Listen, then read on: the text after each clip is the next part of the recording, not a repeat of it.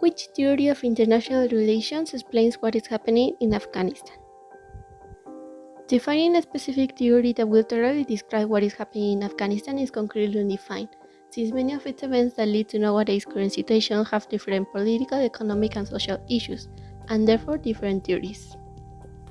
One example of the previous state is the contrast between the relation of the US and the Taliban during the Soviet-Afghan War in 1979 and the War of Terror in 2001, from collaborating between each other to being straightforwardly realistic. Still, the recent issue with Afghanistan can be mostly tackled by realism matters. The reason of this state is because nowadays neither the US government wants to intervene with the country, as a liberalism factor would explain it, neither the Taliban want to seize their increase of influence because it's convenient to them. Nowadays, Afghanistan is extremely efficient in the produce of opium and trading minerals, yet it is also estimated that almost 72% of the country is lacking of average resources for living, and currently harass and attack to work with organization. As the following side, realism will emphasize the role of the nation state and makes a broad assumption that all nation states are motivated by national interests, nothing more or nothing less, and that's exactly what's happening with Afghanistan.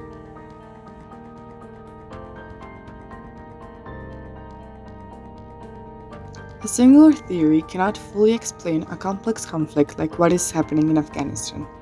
If there was a theory that combined different ideas of existing ones, that theory would be the closest to explaining what is going on.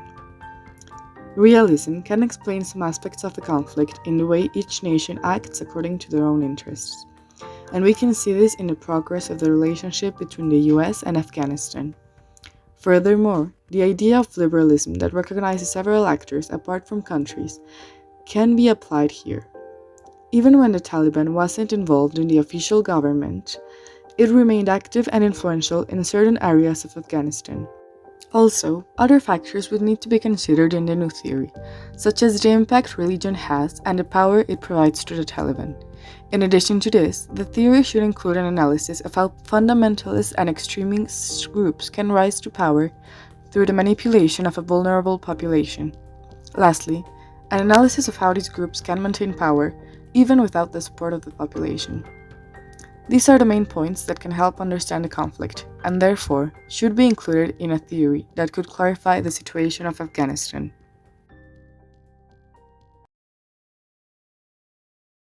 Why do people desperately want to leave the country of Afghanistan?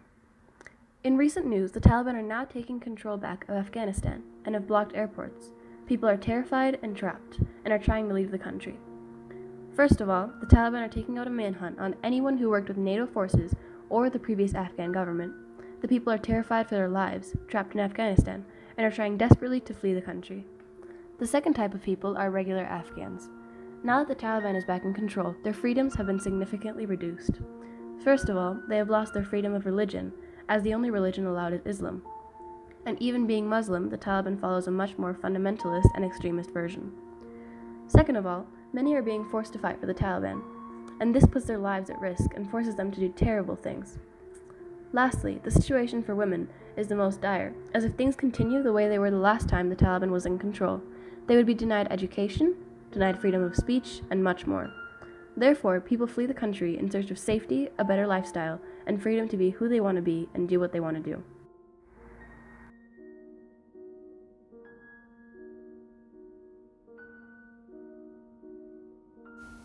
It's very difficult to interact with the Taliban government because they are very extremist in the religion.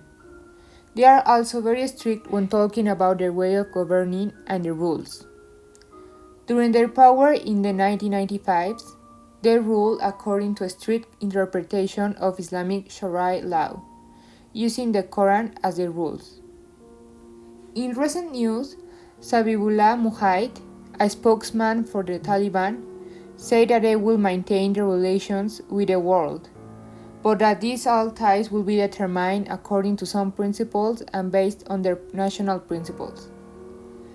Seeing this current situation and how they ruled a few years ago, as the Chancellor of Mexico or the Foreign Affairs Minister of Mexico, I will try to be the most political and respectful of their religion to be able to maintain a good relationship with them. Having a good relationship makes it more viable and easy to communicate and interact with them.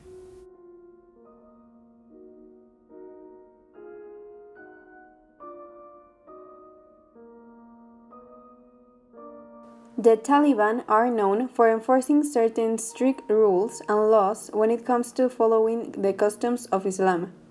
These rules and laws are especially oppressive to the female population. Therefore, in view of the recent events, people are especially concerned about the rights of women in Afghanistan. The last time the Taliban were in command, women were forced to follow certain requirements such as to wear an all-covering burqa. They were forced to marry by arranged engagement. They were also banned from education and work, and they were not given important job positions, such as in politics, among other things. In order to ease these concerns, Zabihullah Mujahid, who is one of the spokesmen for the Taliban, announced that it was intended to respect the rights of women, but within Islamic laws. Nevertheless, people remain highly skeptical, and women in Afghanistan are in the unstable situation of being unsure whether their rights will be respected.